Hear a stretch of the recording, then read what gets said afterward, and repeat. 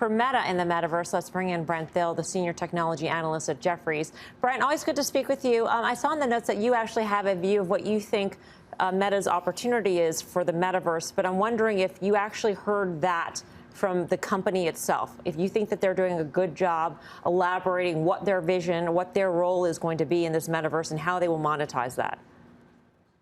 I think we're all learning. I think right now, no, they haven't articulated it well, but we're in the early stages of this. And most of the analysis we've done are just our own thoughts of where this could go. And clearly, it's going to take time. This is a 3 to 5 year journey, and it's going to be multiple phases, multiple vendors, as they've called out, NVIDIA, Microsoft. A handful of leaders are going to be part of this build out of this new world. So we can't just point our finger and say it's only just Facebook. It's the whole industry that's trying to build this next chapter, and it's really just the next generation of the internet. It's not like all of a sudden we're going to show up and it's the meta world. Like it's an evolution. And so I think everyone's paying too much attention to this. And in the core, you still have a thriving ad business trading at 7 times EBITDA on a great call option right now, where the sentiment is probably the worst in internet and maybe the worst in tech of all the names we cover. So your view on the metaverse is that they will have hardware sales through the sales of the Oculus headset, that they'll have content sales, that they will have a subscription business. So these streams of revenue, this is in addition to the advertising, because I would imagine some of the advertising that's happening on the platform over time will migrate to the metaverse. I'm not sure what the incremental ad dollar will be to Facebook ultimately, but are these other areas incremental revenue streams? They're all incremental. Today, it's largely advertising driven. So now you layer in hardware with Oculus. You can have content you can purchase inside as you're looking through different content. You can grab a piece of content and put in your shopping cart. I think we're going to have more subscriptions over time. We've seen Microsoft shift that way as well in their gaming business. So I think subscriptions will be an element of this, and then commerce. And the analogy would be you put the Oculus headset on, which you pay for.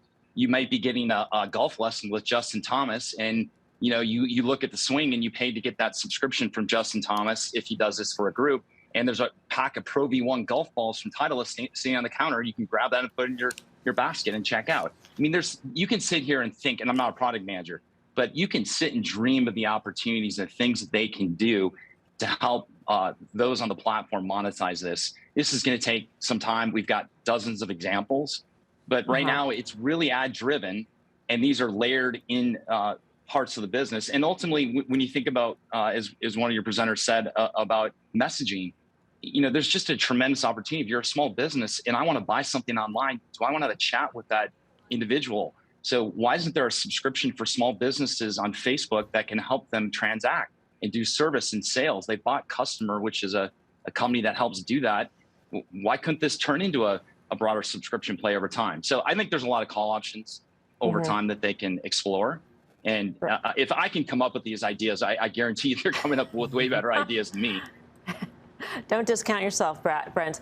Karen has a very serious question, but I have sort of a dumb question. That is, if your avatar's golf swing gets better, does that mean that your golf swing gets better in real life? Probably not. Okay. I was wondering, what are you paying for? No wonder. But that Justin Thomas golf lesson is something you probably already had. Okay, so. Karen. All right, so Brent, here's the question.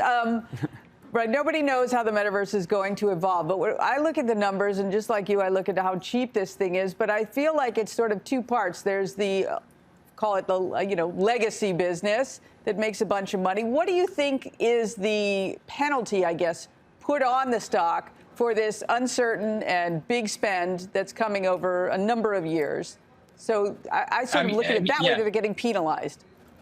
I look at it now. I mean, they're spending between CapEx and OpEx on R&D and CapEx. I mean, they're like 60 billion a year. So if they spend 10, 15, 20, I mean, they need to spend this. And it's all not going to be in this little nice bucket called metaverse.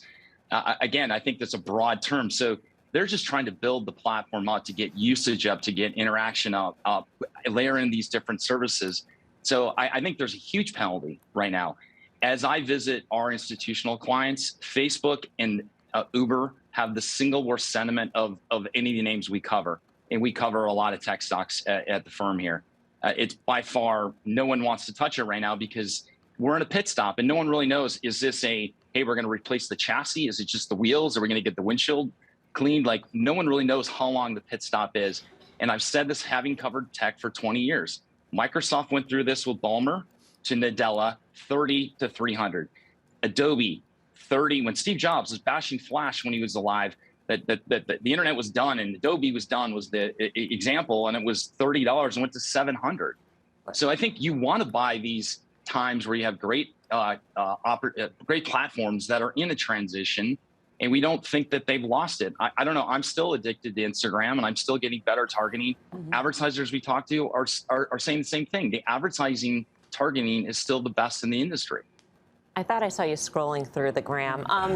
But one last question. In terms of, I've heard the parallel with Microsoft and Nadella. Amazon had the AWS service already, didn't it, at that time? So it wasn't like the cloud was an unknown thing, that there was no blueprint for a path to profitability. We had that, didn't we? If you take the Microsoft analogy, everyone thought it was an operating system company, and Azure was out, and we did a lot of early work in Azure, and no one cared. And all of a sudden, now it's the number 2 cloud player on the planet. That's the only number that anyone cares about in a Microsoft earnings print now. So what I'd say is I think that there are hidden gems in this. Yes, it's early. Yes, the advertising market can have the biggest downturn if the economy goes into a recession. This is the first area you're going to see numbers cut, and maybe numbers still have to be cut harder before we've reached the trough.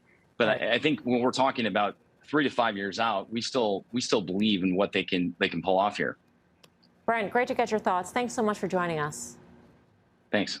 Brent Thill. All right, Steve Grasso, the Microsoft analogy, that's a pretty interesting one. We all know what happened to that.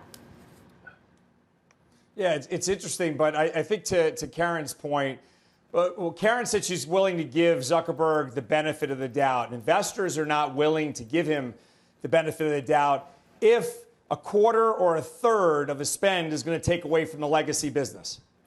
So I think that's the way you have to think of it. They think, investors are thinking that this is going to hurt the legacy business.